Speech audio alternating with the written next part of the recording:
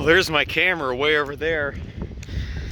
I was not expecting that rotator to be fixed.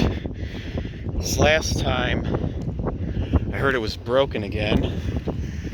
So I set it up over there in case it was. So that way I'd have a full volume test the entire time on that camera.